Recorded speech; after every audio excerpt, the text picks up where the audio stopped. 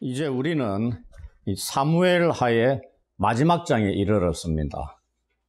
그렇다고 여기서 다윗의 생애가 끝나는 것은 아닙니다. 열왕기상 2장에 기록된 다윗의 죽음을 살펴보는 것으로 우리의 다윗 이야기의 여정을 마무리할 예정입니다. 그러나 이 다윗의 죽음에 이어서 솔로몬의 시대가 열리는 것을 기록하고 있기 때문에 다윗의 삶을 다루는 것은 어쩌면 여기가 거의 마지막이라고 할 수도 있습니다. 그렇다면은 이 사무엘서의 마지막 장에서 다루고 있는 이 다윗의 삶은 어떠한 것이겠습니까? 한 성경의 결론치고는 우리를 좀 당황스럽게 하는 내용입니다. 우리를 당혹스럽게 하는 그 내용이 무엇인지 이 다윗 이야기 23번째 이야기를 통해서 알아보도록 하겠습니다. 여호와께서 우리가 1절부터 9절에 보시면 다윗을 격동시키셔서 인구조사를 명령하시고 그것이 시행되는 그 내용을 기록하고 있습니다. 24장은 사무엘서 전체 상하의 결론에 해당합니다. 그런데 우리는 1절부터 당혹스러운 내용을 접하게 됩니다. 여호와께서 다시 이스라엘을 향하여 진노하사 그들을 치시려고 다윗을 격동시키사 가서 이스라엘과 유다의 인구를 조사하라 하신지라. 먼저 여호와께서 다시 이스라엘을 향하여 진노하셨다고 말씀하고 있습니다. 이 말씀은 여호와께서 이전에 진노하신 적이 있었다는 의미가 되죠. 그렇다면 사무엘서에서 여호와께서 언제 이스라엘을 향하여 진노하셨습니까? 우리가 사무엘하 21장에 보시면은 다윗 시대에 3년 기근이 임했던 적이 있습니다. 그 원인이 뭐냐면 사울의 피 흘린 죄에 대한 여호와의 진노로 해석하고 있습니다. 그래서 24장 1절에 다시 여호와께서 진노하고 계시는 겁니다. 그렇다면 여호와께서 어떠한 이유로 다시 이스라엘을 향하여 진노하고 계십니까? 여러분들이 본문을 아무리 읽어봐도 그 이유를 찾을 수가 없습니다. 이유가 안 나와 있다 이 말입니다. 그러니 우리를 당혹스럽게 하는 본문이다 이 말입니다. 그것도 사무엘 상하 전체의 결론으로 마지막 장이 인구조사 단락으로 내용으로 채워져 있는데 그 서두 1절에 여호와의 진노의 이유도 드러나지 않고 진노하고 계시는 이런 것이 기록이 되어 있다 이 말입니다. 그래서 억지로 이유를 찾아보자면 저는 바로 앞장을 보시면은 23장이죠. 그곳에는 다윗의 막강한 용사들의 리스트가 기록되어 있습니다. 그 목록을 보시면요. 다윗의 용사들 중에 요셉 바세벳이라는 인물이 있습니다. 사무엘하 23장 8절에 나오는데 그는 군 지휘관으로 전쟁에서 단번에 800명을 죽인 자로 기록하고 있습니다. 놀랍지 않습니까? 그리고 요압의 아우 아비새는 자신의 창으로 300명을 죽였다고 23장 18절에 기록되어 있습니다. 전쟁에 나가가지고 10명, 20명 죽이는 것도 대단하죠. 근데 한 번에 800명을 죽이고 창으로 300명을 죽인 용사들의 목록이다 이 말입니다. 이들은 우리가 잘 아는 삼국지에 나오는 유비의 좌우 장군인 이 관우와 장비와 같은 그런 인물입니다. 다윗의 주위에 이러한 용사들이 많이 있었음을 그 목록에서 확인할 수 있는 겁니다. 이러한 용사들의 목록이 바로 앞장에 기록되어 있고 오늘 24장의 첫 구절에 여호와의 진노가 기록되어 있다는 것은 우리에게 지금 이스라엘에게 진노하고 있거든요. 이스라엘이 하나님만을 의지하던 마음에서 조금씩 떠나가면서 어쩌면 이러한 막강한 군사적인 힘을 과시하고 의지하고 있었을 수도 있다는 것입니다.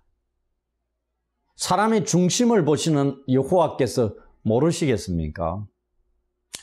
여호와의 진노에 이유가 없을 수 없다 이 말입니다. 우리는 혹 모를 수 있을지라도 그 이유엔 정당한 이유가 있다는 걸 우리는 알아야 된다 이 말입니다. 그래서 하나님께서 이스라엘을 향하여 진노하신 이유를 다윗이 사람들의 수, 병사들의 수를 자랑하고 그 수에서 영광을 찾으려 했기 때문에 하나님은 기근이나 전쟁이나 역병, 전염병으로서 그 수를 줄이려는 의도 하에서 목적으로 벌을 내리시려고 했지 않았느냐. 이렇게 보기도 한다 이 말입니다. 그러나 우리에게는 이것보다 더 어려운 문제가 있습니다. 그래서 24장이 해석하기가 쉽지 않은 본문이고 어려운 문제들이 많이 있습니다. 또 나옵니다. 그것은 여호와께서 이스라엘을 치시려고 다윗을 격동시키사 인구를 조사하겠다 이렇게 말씀 나오죠. 여기서 격동시키다는 히브리어 동사가 수트입니다. 수트. 이게 뭐냐 하면은 부축이다 혹은 사주하다 이런 뜻입니다. 사주하다는 의미 뭔지 알죠? 부정적인 의미가 있습니다. 하나님께서 이스라엘 민족을 처벌하실 목적으로 다윗 왕을 사주해서 부추겨서 인구를 조사하게 했다. 이렇게 기록하고 있단 말입니다. 우리가 알고 있는 하나님의 이미지하고 안 맞습니다. 하나님이 어떻게 사람을 부추겨가지고 사주해서 악을 행하게 하느냐 얘기입니다. 당혹스럽고 당황하게 만드는 내용입니다. 그렇다면은 이게 잘못됐겠습니까? 우리가 모르는 거지 하나님의 이 행위가 잘못된 게 아니다는 걸 설명을 해야 되겠죠. 어떻게 해석할 수 있을까요? 여기서 우리는 여호와의 간섭하심, 개입하심을 묘사하는 구약 성경의 이 표현 방식들이 많이 있습니다. 이 사무엘 하 시대보다 앞부분에 가면은 출애굽 당시에 보시면은 여호와께서 바로의 마음을 완악하게 만들었다 이렇게 되죠. 완악하게 만들어가지고 모세의 말을 듣지 않게끔 만들어요. 그래서 10가지 재앙까지 다 행하게 만드는 겁니다. 완벽하게 우리가 쫄딱 망하게 만든다는 이 말입니다. 10가지 재앙 중에 2개만 하고 보낼 수도 있는데 여호와께서 바로의 마음을 완악하게 만들었기 때문에 10가지 끝까지 가게 만들었다 이 말입니다. 그 다음에 애굽 사람들의 마음을 어떻게 했냐면 강팍해 하셨다 이렇게 되어 있습니다. 목적이 무엇인지 아십니까? 이들을 통해 가지고 여호와의 이름이 온 천하에 전파되게 하기 위함이다 이렇게 되어 있습니다. 도구로 쓰임받은 자들이다 이 말입니다. 이런 말씀에서 우리가 알 수 있는 게 뭐냐면 여호와께서는 인간사에 능동적이고 주권적으로 개입하시는 분이다. 하나님의 목적을 두고 그걸 우리가 역사 속에서 분별할 수 있어야 된다. 오늘은 사무엘 하 24장 인구조사 사건을 통해서 이러한 하나님의 간섭하심과 개입하심, 주권적으로, 능동적으로 이러한 모습들을 발견할 수 있어야 된다 이 말입니다. 이를 통해서 이러한 하나님의 행위를 다음과 같이 정리하면서 설명드릴 수 있습니다. 사무엘하 24장 1절입니다. 아직 1절을 넘어가지 않았습니다. 굉장히 중요하고 이걸 이해를 하게 되면은 그 다음 것들이 술술술 풀린다는 얘기입니다. 여기서 막혀버리면은 하나님에 대한 이미지 자체가 우리가 부정적으로 가질 수 있는 거죠. 24장 1절은 하나님께서 이스라엘이 갈수록 하나님을 의지하는 것에서 돌아서서 자신들의 막강한 힘, 군사력 이걸 의지하는 것에 진노하셨다는 겁니다. 이것을 다윗 왕으로 하여금 하나님께서 세우신 왕으로 하여금 이스라엘의 교만을 인구조사 행위의 사건 속으로 싹 집어넣는 겁니다. 그럼으로써 이스라엘의 교만을 하나님께서 징벌하시려는 것을 담고 있는 말씀이다 하는 겁니다. 그럼 다윗이 여기서 왕이죠. 이스라엘을 통치자입니다. 하나님이 왕을 쓰시는 거죠. 무엇으로? 그래서 다윗 왕이 이스라엘 민족의 죄를 징벌하는 데 있어서 쓰임받는 총대를 매게 하신 것이다. 이렇게 볼 수 있단 말입니다. 다윗 왕이 의도적으로 악한 그런 자가 아니고요.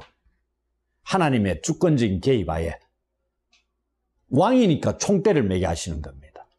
그런데 이 왕이 하나님 앞에서 마음이 합한 자잖아요. 나중에 한번 보십시오. 이렇게 쓰셔도 우리가 욥을 보듯이 아마 여호와 하나님께서도 다윗 왕을 이렇게 도구로 쓰시면서 다윗 왕이 어떻게 반응하리라고 예상도 충분히 하셨을 수 있습니다. 사울 왕처럼 버림받는 자가 아니고요. 욥도 여호와께서 인정하고 사단에게 시험케 하잖아요. 내어 맡김 사단에게 내어줍니다. 얼마나 믿으셨으면. 그렇죠? 잘못 맡겨가 그가 패배해 보십시오. 사단이 하나님을 얼마나 비판하겠습니까? 보십시오. 당신이 추천한 자가 이 모양 이 꼴입니다. 이래 되는 겁니다. 그런데 욥이 그 과정들을 쫙 통과하잖아요. 다윗도 저는 이제 그렇게 본다는 얘기입니다. 이스라엘 역사 안에 주권적이고 능동적으로 역사하시는 여호와의 강력한 개입에 의해서 다윗 왕은 이제 곁에 있는 군사령관 요압에게 인구조사를 명령을 합니다. 다윗이 이렇게 인구조사를 명령한 이유가 뭐냐면은 이 구절을 보시면은 칼을 빼는 담대한 자의 수만 왕께 보고를 합니다. 이것은 거의 동일한 기록이 역대상 27장 이런 데 보시면 되는데요. 역대상 27장 23절에 보시면 20세 이하의 수효는 다윗이 조사하지 아니하였다 이렇게 되어 있습니다. 20세 이상은 많은 자들입니까? 군대에 가는 자들입니다. 그래서 다윗의 인구조사는 목적이 뭐다? 군사적인 목적이었다 이 말입니다. 우리처럼 전 인구를 조사하는 게 아니고요. 20세 이상. 역대상은 그렇게 기록하고 있단 말입니다.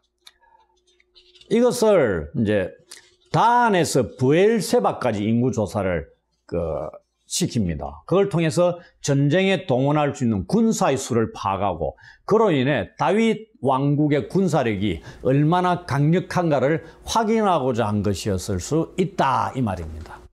그러니 이게 하나님 보시기에 악한 것일 수 있다는 얘기입니다. 그 얘기입니다. 그러나 이 다윗의 인구조사 명령에 요압이 옳은 일이 아니라고 반대합니다. 요압은 다윗의 의도가 무엇인가를 알았다는 얘기입니다. 그는 다윗 왕이 군사로 동원할 수 있는 자의 수가 많은 것에서 기쁨과 만족을 얻고자 한 것처럼 보였다 이 말입니다. 이 요압의 인구조사는 왕에게 아무런 도움도 안 되고 나아가 백성들의 불만을 가져올 수 있다는 것을 생각해서 왕의 명령에 반대했을 수 있다 이 말입니다. 왜 백성들이 불만을 가져와요? 이게 징병을 목적으로 그 다음 인구조사는 세금을 징수할 목적으로 인구조사를 하는 겁니다. 그렇기 때문에 이러한 의도를 백성들 입장에서는 늘 그 당시에 지금으로부터 다윗 왕조가 시대가 몇 년이요? 3000년 전입니다. 이때도 마찬가지로 인구를 조사하는 행위는 지배층, 왕의 입장, 통치자의 입장에서는 이 관료주의적인 폭행이었다. 이렇게 얘기하기도 합니다. 비판적으로. 군복무, 세금 징수, 이게 늘어나는 거죠. 그 백성들이 인구조사하게 되면 자기들한테 득될 게 별로 없다 이 말입니다. 그러니 불만을 터뜨릴 수 있다. 이런 걸 그 시대적인 배경이 그렇다는 얘기입니다. 그러나 이 다윗은 요압의 말을 듣지 않고 요압과 군대 사령관들을 재촉해서 인구를 조사하도록 내보냅니다. 인구조사가 한두 명 갖고 되겠습니까? 택도 없죠. 이제 왕의 곁을 떠난 인구조사를 시행하는 사람들의 여정이 5절에서 8절에 쭉 기록이 되어 있습니다. 제일 먼저 어디로 가냐면은 어디서 출발합니까? 예루살렘에서 출발하죠. 예루살렘에서 출발해가 요단 동편 쪽으로 갑니다. 요단 동편 아로엘이라고 갑니다. 그리고 그 요단 동편 아로엘을 지나서 어디로 가냐면은 이제 북쪽으로 가는 겁니다. 아셀을 거쳐 길라앗으로, 길라앗 하게 되면 이 길라앗은 어느 위치냐면 야복강가 근처라고 보시면 됩니다. 야복강은 많이 들어보셨죠? 이 길라앗을 거쳐서 어디로 가냐면 북쪽 경계 끝, 이게 다나얀 나오죠. 우리가 보면 단으로 보시면 됩니다. 단 지파가 북쪽 맨 끝에 있잖아요. 그쪽으로 간 겁니다. 그 동쪽 끝머리 가가지고 북쪽 경계선까지 갑니다.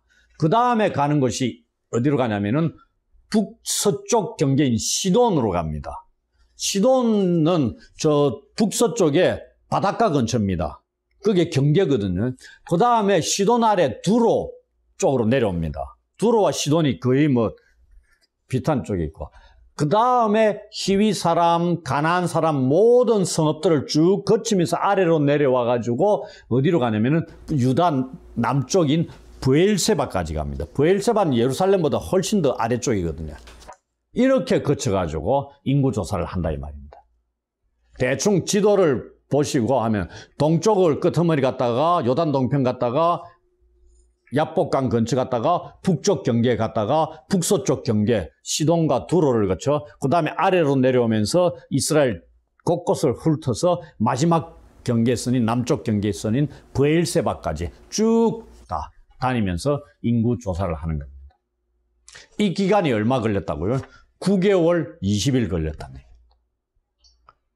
엄청 걸렸죠. 우리가 차 타고 쭉 다닌다 생각하면 그래 멀지 않지만은 이때는 말 타고 이래 사람들 데리고 이렇게 갑니다. 그 다음에 하루아침에 되는 게 아니고 가서 쉬고 장막을 치고 또 멈췄다가 먹고 쉬고 이렇게 쭉 다니니까 일일이 그 지역 거치면서 인구들을 다 파악한다 생각해 보십시오. 그것도 20세 이상으로 다 파악한다고. 그래서 9개월 20일이 걸렸다. 이제 보고합니다. 9절에. 이스라엘에서 칼을 빼는 담대한 자가 80만 명이요. 유다 사람이 50만 명이었더라. 요압의 보고에 의하면은 이스라엘에서 전투에 참가할 수 있는 총 사람의 수가 몇 명입니까? 130만 명입니다. 그야말로 3000년 전에 전 인구가 아니고 군대 참여할 수 있는 용사의 수가 130만 명이다. 지금 한국군 총 군인 수가 어느 정도 되죠? 한 60만 명 됩니까? 전후? 우리 대한민국 3군 통틀어 정군의 숫자보다 2배 더 많다고 보시면 됩니다. 3000년 전입니다. 지금으로부터. 어마무시한 숫자입니다. 그러니 이스라엘 백성들이 그런 마음 가지지 않을 수 있겠습니까? 그 다음에 우리의 통치자가 다윗 왕입니다. 나갔다 그러면 이기는 왕 아닙니까? 전쟁에 붙었다 그러면 이기는 겁니다. 용사들 아까 보셨죠? 단번에 800명을 죽이고 창으로 300명을 무찌르는, 우리가 삼국지하면 관우와 장비, 조자룡과 같은 그러한 인물들이 쫙 포진해 있었던 그런 막강한 군사력을 가지고 있었던 다윗 왕국이었다는 얘기입니다. 그러니 백성들이나 왕이나 그런 마음을 가질 수 있다. 하나님을 전적으로 의지하는 것에서 조금씩 돌아설 수 있다. 그것이 여호와의 눈에 비쳤을 수도 있다 이 말입니다. 그래서 다윗을 부추겨가지고 이러한 일을 악을 행하게 하시고 그에 대해서 징벌을 내리심으로 그들이 기대하는 것이 뭐죠? 막강한 군사력, 그걸 깨부수려고 하시는 그런 의도였을 수도 있다 이 얘기입니다. 그리고 인구는 대체로 군인 수의 4배 정도를 곱했답니다. 그 당시에. 그러니 이스라엘 전체 인구는 한 500~600만 명 정도 됐을 것이다. 이렇게 추정을 합니다. 인구조사 결과를 딱 받고 다윗에게 갑자기 변화가 일어납니다. 10절에 보시면. 이것도 또 쉽지 않습니다. 다윗이 자신의 마음에 자책을 하고 인구조사한 일이 여호와께 큰 죄를 범한 것임을 깨닫고 회개하고 있습니다. 여기에서 그의 마음에 자책을 했다는 이 히브리어가 어떤 뜻이냐면요.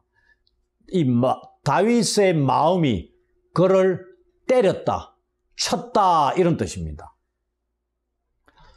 다윗의 마음이 다윗을 가격하고 공격했다 이 말입니다. 그 결과가 뭐죠? 하나님 앞에서의 회개입니다. 10절에 보시면 다윗이 여호와께 아뢰되 내가 이 일을 행함으로 큰 죄를 범하였나이다. 여호와여 이제 간구하옵나니 종의 죄를 사하여 주옵소서. 내가 심히 미련하게 행하였나이다. 먼저 이 다윗이 인구조사를 한 후에 다윗의 마음이 그를 쳤다는 것이 무엇을 의미할까요?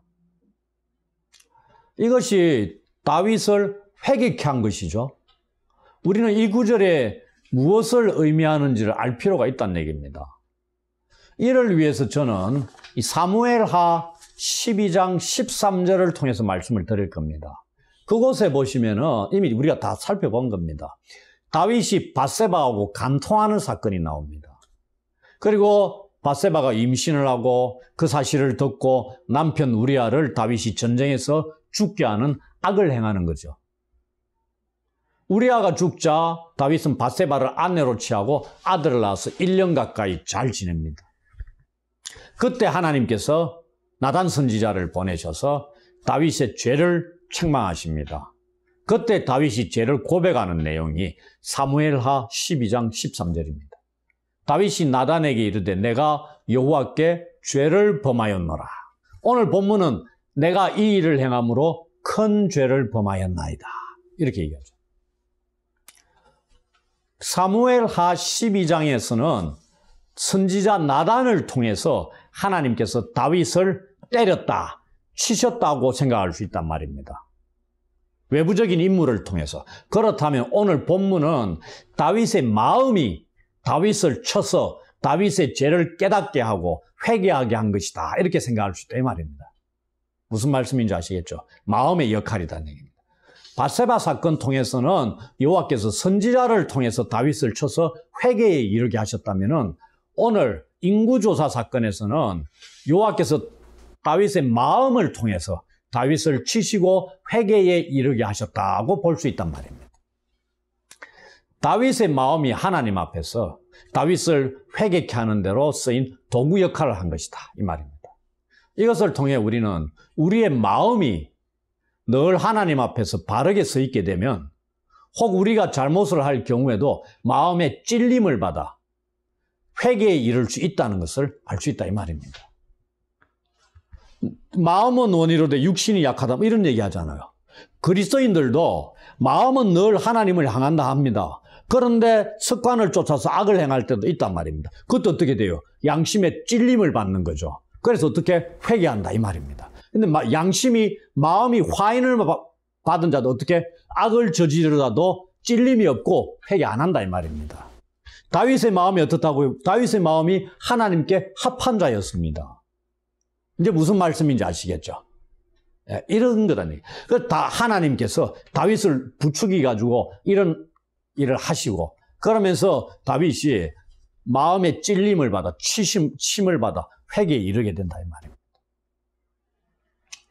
밧세바 사건에서는 나단 선지자가 등장했습니다. 그런데 본문에서는 선지자 갓이 등장합니다. 그 나단이 죽었을 수 있겠죠. 하나님의 말씀을 가지고 다윗에게 이제 갑니다. 갓을 통해서 다윗에게 전해진 여호와의 말씀이 뭐냐면은 다윗의 죄에 대한 심판에 관한 내용입니다. 우리가 늘 조심해야 되는 게 뭐냐면은 회개하더라도 죄에 대한 심판이 있다는 거, 형벌이 따른다는 거. 그래서 죄를 지으면 안 된다는 얘기입니다. 죄 짓고 회개하고 죄 짓고 회개하고 되풀이하면 되지 않느냐? 안 된다 이 말입니다. 죄에 따른 밧세바 사건을 통해서도 다윗이 철저히 회개했습니다. 시편 51편 같은 데 보십시오. 그래도 그 이후에 얼마나 많은 피비린내가 났습니까? 그죠? 오늘 본문에서도 다윗이 큰 죄를 범했다고 회개합니다. 그래도 어떻게? 심판이 따릅니다. 형벌이 따른다 이 말입니다. 우리가 교리 시간에도 보았죠. 죄는 형벌이 따릅니다. 회개를 할지라도. 그로 인해서 이제 씻음 받는 거죠. 그래서 죄 짓는 것 자체를 우리는 두려워해야 되고 죄를 악을 미워하라고 말씀하잖아요. 왜? 미워하는 자가 여호와를 경외하는 자다. 여호와를 경외하는 자는 악을 행치 않는다 이 말입니다. 이 심판의 내용은 세 가지 중에 하나를 선택하라는 겁니다. 그 내용이 13절에 있죠. 왕의 땅에 7년 기근이 있을 것이니까 혹은 왕이 왕의 원수에게 쫓겨 석 달 동안 그들 앞에서 도망하실 것이니까 혹은 왕의 땅에 사흘 동안 전염병이 있을 것이니까. 좀 이상하지 않습니까? 큰 죄를 범한 다윗에게 하나님께서 형벌을 선택할 수 있는 선택권을 주고 있습니다. 이런 것은 성경이 아마 유일무이할 겁니다. 범죄한 자에게 네가 선택을 해라. 어떤 걸 벌을 받을지. 여러분들 기억나는 게 있습니까? 나중에 성경을 읽을 때 이 본문 외에 있으면 한번 알려주십시오. 제가 모를 수도 있으니까. 선택권을 줍니다. 그냥 형벌을 내리셔도 아무 문제가 없는 거죠. 우리는 다윗에게 하나님께서 선택지를 주신 의도를 알 수는 없습니다. 근데 저는 그냥 짐작은 아까 여호와께서 다윗을 총대를 매게 하셨다. 거기서 힌트를 얻을 수 있지 않겠느냐 이런 생각을 합니다. 완전히 하나님을 대적하고 악을 행하고자 악한 마음을 가지고 막 대항하고 이렇게 저지른 죄가 아니지 않느냐 그 얘기입니다. 아무튼 다윗이 하나를 선택해야 할 이 세 가지 형벌이 7년 기근, 원수에게 3개월 쫓김, 그리고 3일간의 전염병입니다. 우리가 지금 코로나19 시대에 살고 있잖아요. 다윗은 3년 기근 경험했습니다. 사무엘하 21장에서. 그 다음에 원수에게 쫓기는 것, 압살롬에게 쫓겨 도망 다닌 경험이 있죠. 그런데 3일간의 전염병은 경험을 못했습니다. 이 세 가지 형벌 중에 어느 것 하나 쉬운 게 없죠. 셋 중 하나를 선택하는 것이 다윗에게 큰 고통이었다 이래 얘기합니다. 그러면서 다윗이 선택을 하고 선지자에게 전합니다. 과연 다윗이 무엇을 선택했을까요? 이 14절에 나옵니다. 다윗이 갓에게 이르되 내가 고통 중에 있도다. 청하건대 여호와께서는 긍휼이 크시니 우리가 여호와의 손에 빠지고 내가 사람의 손에 빠지지 아니하기를 원하노라. 이게 답입니다. 선택지입니다. 대답 멋지지 않습니까? 세 번째 거요. 3번요. 요래 안 한다는 얘기입니다. 다윗이 세 가지 중에 이걸 선택한 이유가 있습니다. 3일이니까 짧게 끝내고 짧고 굵게 천만에요. 그게 아닙니다. 그가 이 세 번째 것을 선택한 이유가 여호와의 긍휼이 크기 때문이다 이 말입니다.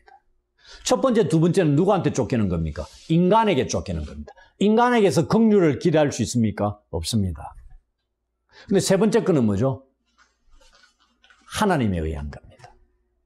그래서 다윗은 지금 자신이 처한 큰 고통의 상황을 이겨낼 수 있는 것은 오직 여호와의 크신 긍휼로만 해결될 수 있다 이런 생각인 겁니다. 그래서 사람의 손에 빠지지 않고 여호와의 손에 빠지기를 선택했다 이 말입니다. 얼마나 지혜롭습니까? 여호와의 손에 맡겼다 이 말입니다. 우리는 다윗이 선택한 것이 이 3일간의 전염병이라는 건 15절 가서 알 수 있습니다. 다윗의 답을 들으신 여호와께서 전염병을 내리셨기 때문이라는 얘기죠. 이 구절만을 가지고는 짐작만 할 뿐인데 이로 인해 단에서 브엘세바까지 백성의 죽은 자가 7만 명이라고 말씀하고 있습니다. 이스라엘 전 지역입니다. 예루살렘에서만이 아니고요. 단에서 브엘세바까지 인구조사를 아까 어디서 어디까지? 단에서 브엘세바까지 전 지역을 다 훑어서 인구조사를 했습니다. 거기 전 지역에 골고루 해서 7만 명을 죽이셨다. 이렇게 보시면 됩니다. 무슨 의미인지 아시겠죠? 그러나 16절을 보시면 천사가 예루살렘을 향해 손을 들어 멸하려 하더니 여호와께서 이 재앙 내리심을 뉘우치셨다 하는 말씀이 나옵니다. 또 우리를 당혹하게 하고 어렵게 하는 말씀이 나옵니다. 그 24장이 어렵습니다. 이 3일간의 전염병이 끝나기 전입니다. 3일이 안 됐다 이 말입니다. 3일이 다 차고가 아닙니다. 끝나기 전에 하나님께서 재앙 내린 그 뜻을 돌이키셨다. 마음을 바꾸셨다 이 말입니다. 그런데 이 뉘우치셨다는 히브리어가 나하암입니다. 나하암이 뭐냐면 성경에 상당히 많이 나옵니다. 하나님의 후회라는, 이게 후회하다, 회개하다, 돌이키다 이런 뜻입니다. 우리가 죄를 짓고 회개하죠? 이겁니다. 근데 하나님이 회개하셨다 이 말입니다. 심하게 말씀드리면. 근데 하나님은 죄를 지어서 회개하신 게 아니고요.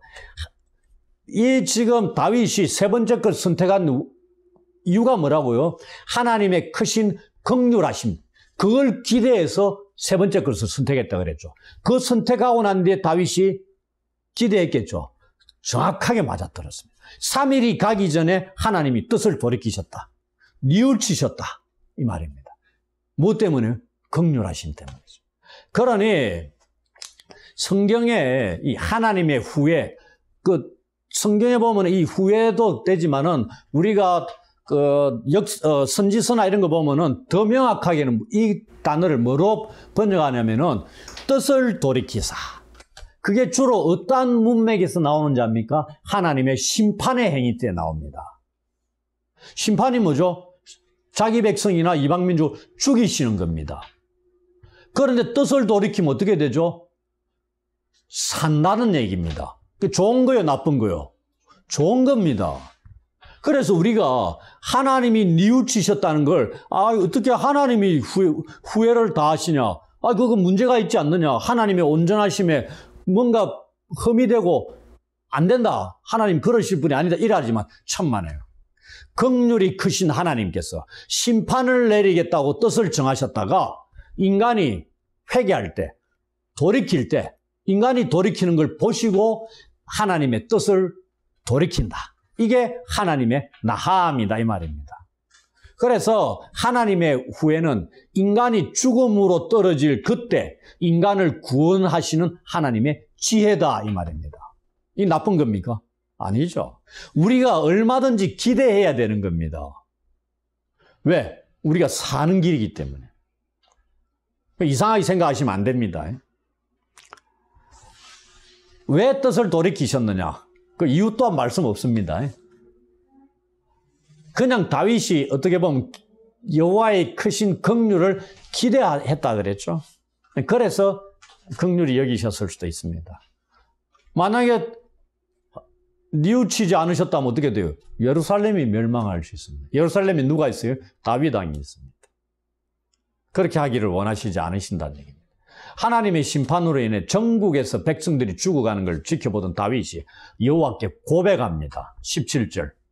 나는 범죄하였고 악을 행하였거니와 이 양무리는 무엇을 행하였나이까?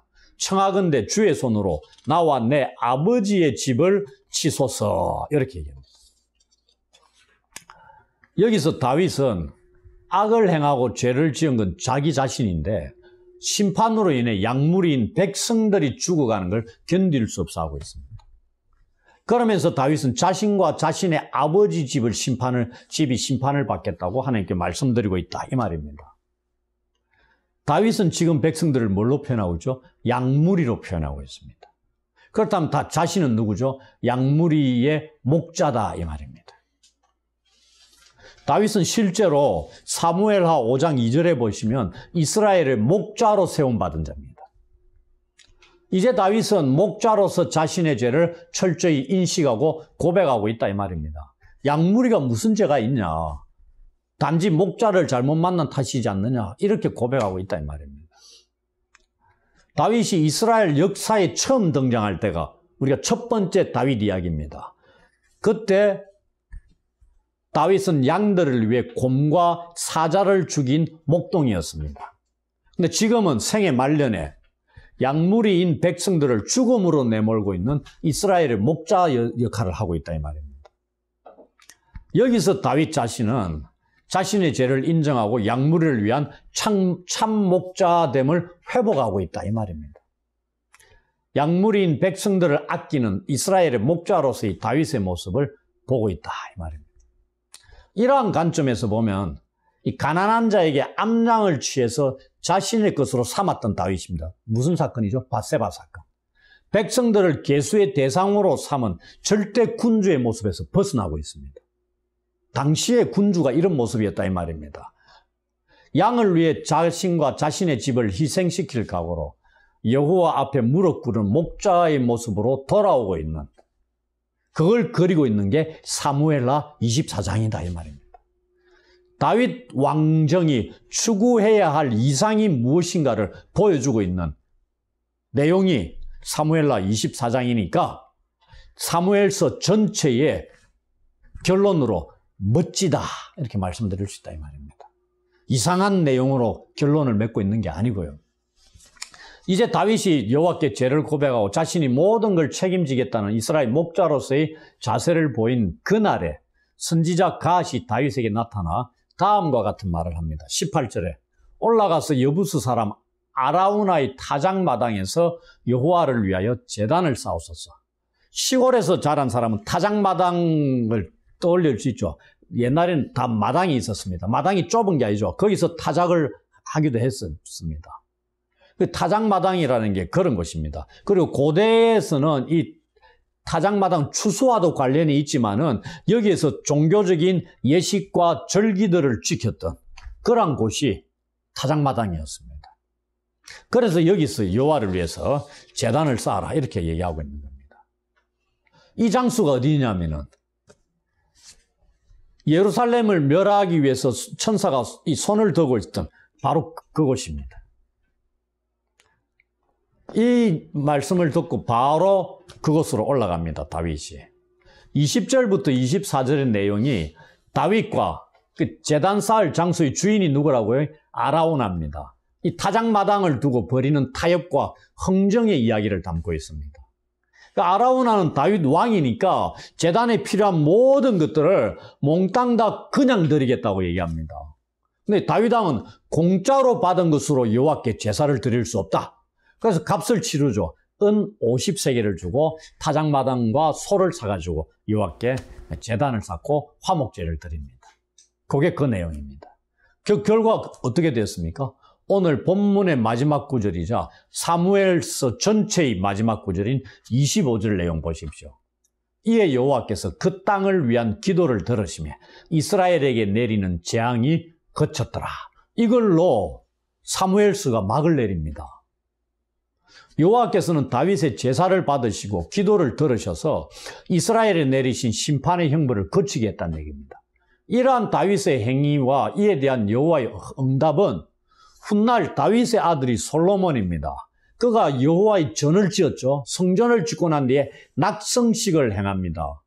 그날 밤에 여호와께서 솔로몬에게 나타나셔서 하신 유명한 말씀이 있습니다. 그게 노래로도 있습니다. 노래도 있을 겁니다. 역대하 7장 13절 14절 말씀입니다. 제가 본문에 맞는 것만 뽑아가 읽어드릴게요. 혹 내가 여호와께서 전염병이 내 백성 가운데에 유행하게 할 때에 내 이름으로 일컫는 내 백성이 그들의 악한 길에서 떠나 스스로 낮추고 기도하여 내 얼굴을 찾으면 내가 하늘에서 듣고 그들의 죄를 사하고 그들의 땅을 고칠지라. 찬양이 있죠? 이 말씀입니다. 사무엘서의 마지막 장 마지막 구절에서 사무엘 상하의 저자는 우리에게 무엇을 알려주려고 했을까요? 이 다윗 왕의 인구조사로 인해 전염병이 돌아서 온 나라에서 7만 명의 백성들이 죽었습니다. 이스라엘 백성들이 자신을 지켜줄 것이라고 기대하고 구했었죠. 무엇? 왕을 구했습니다. 그 이스라엘 왕 다윗이 실제로는 그들을 온전히 지켜주지는 못했다는 겁니다. 그러므로 이스라엘 민족이 백성들이 끝까지 기다리고 의지해야 할 자가 누구다? 자신의 뜻까지 뉘우치며 심판 내리신 것을 돌이키신 하나님의 신실하심에 둬야 된다. 이 말입니다. 이걸 마지막 결론적으로 보여주고 있다. 이 말입니다. 이스라엘 백성들이 하나님의 긍휼히 여기신 하나님의 언약의 신실하심 여기에 근거를 두고 신뢰를 해야 된다. 막강한 군사력에 의지해서는 안 된다. 이 말입니다. 그것이 너희를 지켜줄 수 없다. 이 말입니다. 하나님의 백성들이라면 이 하나님의 신실성을 의지하며 살아가야 합니다. 사무엘상하라 그랬죠? 사무엘상의 제일 앞부분에 누가 나오죠? 한나가 나옵니다. 한나가 하나님의 신실성을 끝까지 의지했습니다. 마지막에 다윗의 인구조사를 통해서도 말씀하시는 게 하나님의 신실성을 너희는 의지해야 된다는 것을 말씀하면서 마무리하고 있다 이 말입니다. 시작과 끝에 한나와 다윗을 통해서 하나님의 신실성을 이스라엘 백성들은 의지해야 된다는 걸 알려주고 있다 이 말입니다. 이제 마무리하겠습니다. 하나님의 은혜로 강대해진 다윗 왕국의 백성들의 마음이 끝까지 하나님의 신실성을 의지하지 못했다는 얘기죠. 자신들의 막강해진 힘을 의지하게 되자 여호와께서 그들을 위해 목자요 통치자로 세우신 다윗을 격동시키셔서 이스라엘 백성들의 높아진 마음을 징계하시기 위해 인구조사를 하게 하셨다는 것을 좀 어려웠지만 나름대로 우리가 지금까지 살펴보았습니다. 그러면서 사무엘서의 시작과 마지막을 아우르는 한나와 다윗의 하나님의 신실성에 대한 신앙에 대해서도 제가 말씀을 드렸습니다.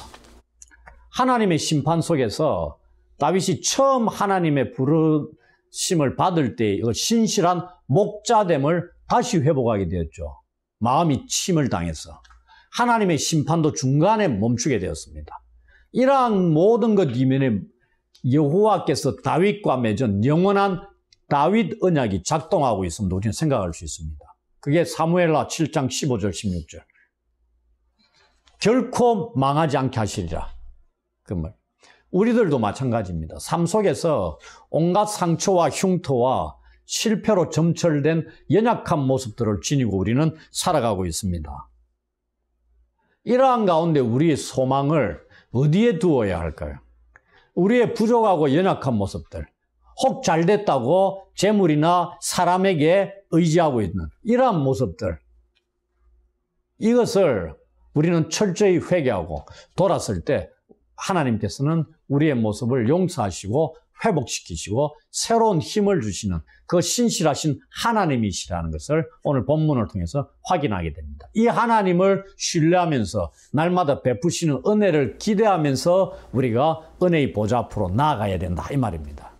반대로 우리의 힘과 능력을 의지하는 교만한 마음이 우리 안에 일어나지 않도록 날마다 육체의 정욕을 쳐서 주께 복종시켜드리는 일도 병행해서 해야 합니다.